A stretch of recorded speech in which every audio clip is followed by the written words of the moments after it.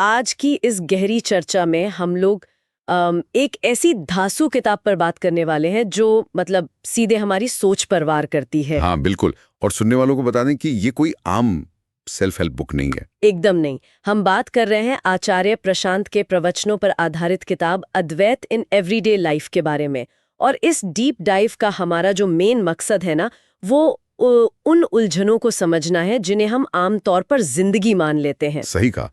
जो दिमाग की जेलें हमने खुद बनाई हैं और सोसाइटी की जो कंडीशनिंग है उसे समझना। और सबसे मजेदार बात या कहूं कि हैरानी वाली बात मुझे ये लगती है कि इंसान हमेशा रहस्यों की तलाश में भागता है। मतलब जो चीज सबसे ज्यादा सामने और स्पष्ट है, हम बस उसको ही नजरअंदाज कर देते हैं। ये तो इंसान की फितरत बन चुकी है। तो बाहर से प्रभावित होना, बाहर की तरफ भागना, मेरा मतलब है ये तो एक नेचुरल बायोलॉजी हुई ना। देखिए, ये पॉइंट बहुत गहरा है। प्रकृति का जो डिजाइन है वो सच में हमें बाहर की ओर खींचता है। हाँ, वही तो मैं सोच रही थी। लेकिन यहीं पर एक और शक्ति काम करती है, जिसे इस चर्चा में ग्रेस या कृपा कहा गया है। एक ऐसी पुकार होती है हमारे अंदर के केंद्र से, जो लगातार हमें अंदर की तरफ बुलाती है। अच्छा, एक अंदर की पुकार। बिल्कुल। हमारी जितनी भी बेचैनी है, जो स्ट्रेस है, वो असल में इस केंद्र से दूर जाने का ही नतीजा है। हम शांति बाहर ढूंढते हैं, पर सब कुछ अंदर ही है। तो इस डीप डाइव में आगे बढ़ने से पहले सुनने वालों को ये क्लियर होना जरूरी है कि हम क्यों इस पर बात कर रहे हैं। क्योंकि हम सब अपनी ही बनाई हुई मानसिक जेल में जी रहे हैं और चाबी हमारी अपनी जेब में है। एकदम। तो अगर इस जेल को समझना है तो सबसे पहले हमें अपने टाइम और फ्यूचर वाले जाल को समझना पड़ेगा। चलिए इसे थोड़ा खोलकर समझते हैं। आजकल हर दूसरा इंसान यही कहता है कि जिंदगी बहुत बोरिंग लग रही है। हाँ, ये बोरिंग शब्द तो जैसे लोगों का तकिया कलाम बन गया है। सही में। और इसका जो स्रोत में उदाहरण दिया गया है वो बहुत मजेदार है। अगर आज शाम 4 बजे कोई बहुत ही शानदार पार्टी होने वाली है, तो इंसान प्रेजेंट मोमेंट में बोरी महसूस करेगा। उसका पूरा फोकस बस फ्यूचर के उस नतीजे पर होगा। वही तो, ये सोसाइटी का सबसे बड़ा जाल है। यहाँ जो बात सबसे हैरान करने वाली है वो ये है कि हम प्रेजेंट को कभी जीते ही नहीं। बस आगे की प्लानिंग, डिग्री मिलेगी तो खुश होंगे, नौकरी मिलेगी तो खुश होंगे। और इस चक्कर में हमने अपनी चॉइसेस तक सोसाइटी को दे दी हैं। हमारे सबसे निजी फैसले, जैसे कि शादी किससे करनी है। हाँ, शादी हो, प्यार हो, या यहाँ तक कि रंग गोरा करने वाली क्रीम खरीदना हो, ये फैसले असल में हमारे अपने होते ही नहीं है। ये भीड़ द्वारा, सोसाइटी द्वारा तय किए जाते हैं। मतलब हम बस एक स्क्रिप्ट फॉलो कर रहे हैं। बिल्कुल। जे कृष्णमूर्ति का एक बहुत ही गहरा विचार है यहाँ पर। उन्होंने कहा था कि एक बेहद बीमार समाज के अनुकूल ढल जाना अच्छे स्वास्थ्य की निशानी नहीं है। वाह, क्या बात है, बीमार समाज के अनुकूल ढल जाना। लेकिन हम सब उसी बीमार सोसाइटी में फिट इन होने को अपनी सबसे बड़ी सक्सेस मानते हैं। ये वही बात हो गई ना जो किताब में चाइना के उदाहरण से समझाई गई है। एक समय में कहा जाता था कि 1 अरब चीनी लोग गलत नहीं हो सकते। हाँ, मेजॉरिटी का डर। पर सच्चाई थोड़ी ना किसी वोटिंग या मेजॉरिटी से तय होती है। अगर पूरी दुनिया एक साथ मिलकर कह दे कि आज से ग्रेविटी अलग तरीके से काम करेगी, तो भी सच्चाई तो नहीं बदलेगी ना। छत से कूदेंगे तो नीचे ही गिरेंगे। एकदम सही कहा।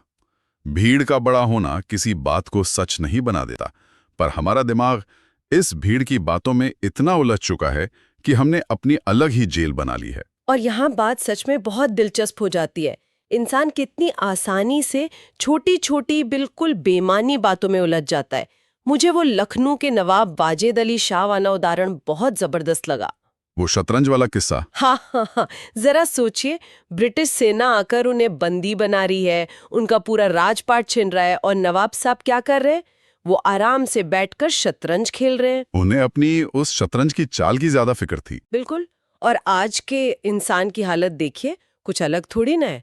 बाहर ग्लेशियर पिघल रहे हैं, दुनिया खत्म होने की कगार पे है, पर इंसान को किस बात की टेंशन है कि फेसबुक पर किसने क्या कमेंट किया या पड़ोसी के बेटे के कितने मार्क्स आए। हमने अपने उन छोटे छोटे इश्यूज को ही पूरी दुनिया मान लिया है। और इसका सबसे बड़ा कारण है हमारी अपनी भावना है, इमोशंस। लोग इमोशंस को तो बहुत पवित्र और सच्चा मानते हैं। यहीं पर सबसे बड़ी गलतफहमी है। इमोशंस असल में कुछ और नहीं, बस बहुत ही गहरे और इंटेंस थॉट्स होते हैं, जो हमारे सबकॉन्शियस माइंड से, हमारे अवचेतन से ऊर्जा लेते हैं। मतलब वो सच्चे नहीं होते? वो पूरी तरह से प्री प्रोग्राम्ड होते हैं, एकदम किसी कंप्यूटर कोड की तरह। एक खास मैसेज पढ़ा और रोना आ गया, किसी ने तारीफ कर दी तो हवा में उड़ने लगे। ये आजादी कहाँ है? ये तो बस एक बटन दबाने जैसी बात हुई। ये बटन वाली बात तो बिल्कुल सच है।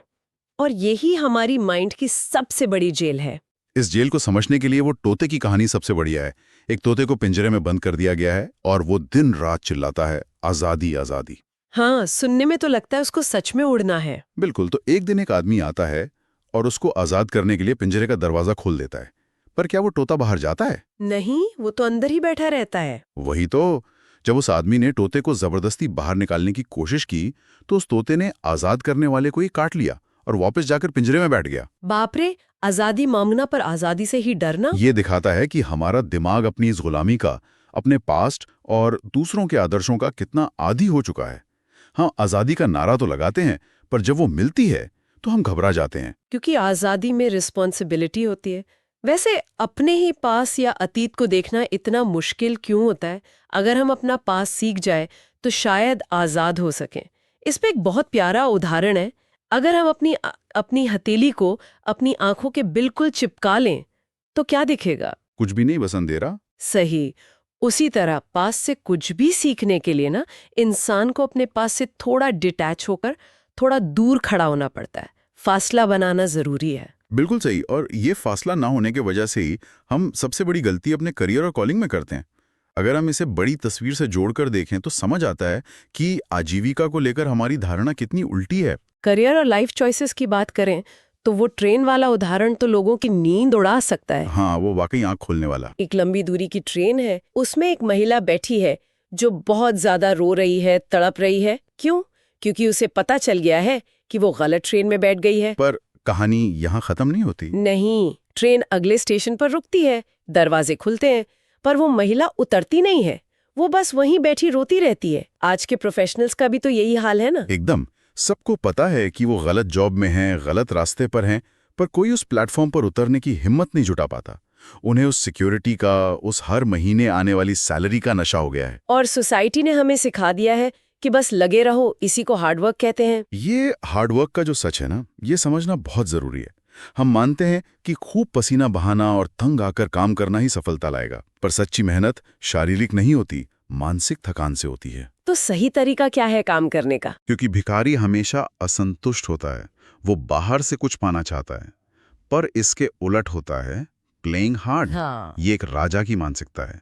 यहाँ इंसान अपने अंदर की संतुष्टि के छलकने से काम करता है। वो नतीजे का भूखा नहीं होता, वो उस प्रोसेस को एंजॉय करता है। तो जब इंसान राजा की तरह काम करता है तो वो थकता नहीं है। बिल्कुल नहीं। फिजिकल मेहनत होगी, पर मानसिक रूप से वो एकदम तरोताजा रहेगा। इस पर मुझे आयन रैंड के नॉवेल द फाउंटेन हेड के हॉवर्ड रॉक का ध्यान आ रहा है। वो एक ऐसा आर्किटेक्ट है जो अपने डिजाइन से इतना प्यार करता है कि वो क्लाइंट से कहता है तो मेरे पैसे काट लो, मुझे फीस मत दो, पर मैं डिजाइन नहीं बदलूंगा। क्योंकि उसके लिए उसका काम ही उसका अहम हिस्सा है, कोई बोझ नहीं। पर असल जिंदगी में हम क्या देखते हैं? एक शानदार इंजीनियर है, शायद उसे एक लाजवाब जूस की दुकान खोलने में ज्यादा खुशी मिलती, वहां वो अपना बेस्ट दे पाता।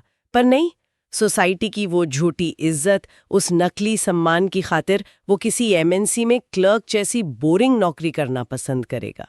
झूठी इज्जत और बाहरी वैलिडेशन, इन दोनों ने लोगों का असल पोटेंशियल मार दिया है। और इसी नकली लाइफ को चलाने के लिए मार्केट में मोटिवेशन का इतना बड़ा धंधा चल रहा है। हाँ, सेल्फ मोटिवेशन के नाम पर हजारों वीडियोस और सेमिनार्स हैं। पर सच्चाई क्या है?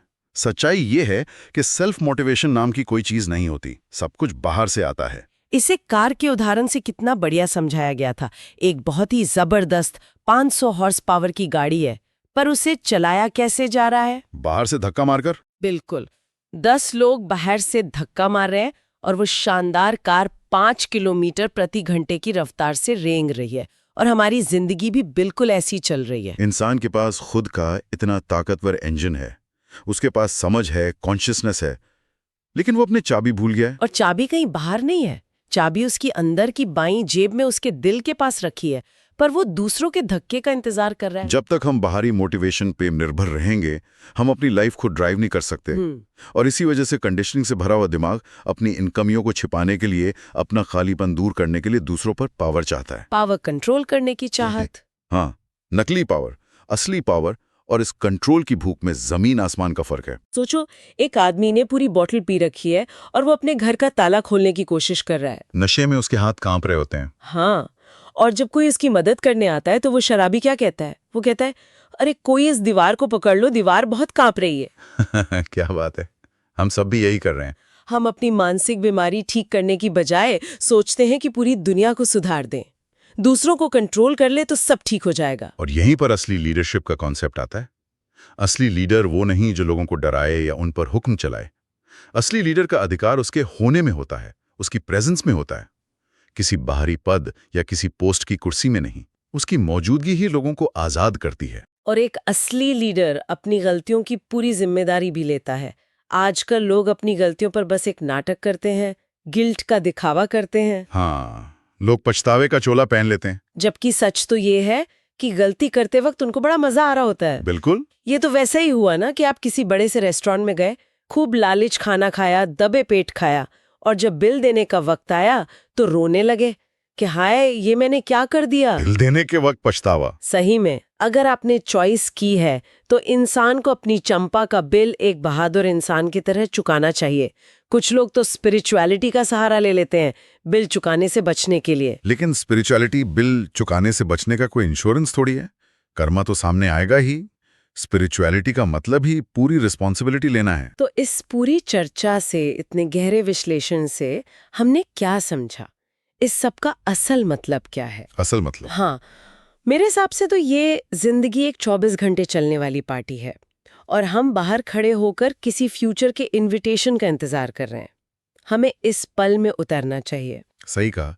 फ्यूचर के वीआईपी पास के इंतजार में हमने आगे चल रहा म्यूजिक सुनना ही बंद कर दिया है। और इस डीप डाइव को खत्म करने से पहले सुनने वालों के लिए कुछ ऐसा विचार छोड़ना चाहिए जिस पर वो अकेले में विचार कर सकें। हाँ, एक बहुत गहरा सवाल है जिसमें पूरी बात का निचोड़ छुपा है। ध्यान से सुनिएगा।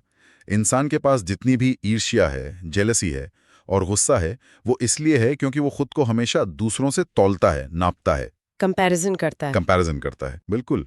हमारे दिमाग ने अनंत यानी इन्फिनिट को कभी जाना ही नहीं, इसलिए वो छोटी छोटी चीजों को गिनता रहता है। इसके पास इतना पैसा, मेरे पास कम। सही बात है। तो सोचिए, अगर हम खुद को नापना और तौलना बंद कर दें और इस समाज की भीड़ को निकलकर जो हमारा असली मैं है उसको जान लें, तो क्या ईर्ष्या या गुस्से का कोई वजूद बचेगा? ये वाकई में झकझोर देने वाला सवाल है। जीवन को टुकड़ों में मापना छोड़कर पूर्णता में जीने का ये नजारा, इस पर गहराई से सोचा जाना चाहिए। बिल्कुल सोचना चाहिए। आज की इस गहरी चर्चा में हमने ढेर सारी बातों को उनकी परतों के साथ खोला। उम्मीद है ये सच्चाइयों की तलाश आपको अपनी तरफ लौटने में मदद करेगी। चलिए मिलते हैं अगली बार एक नई सोच के साथ।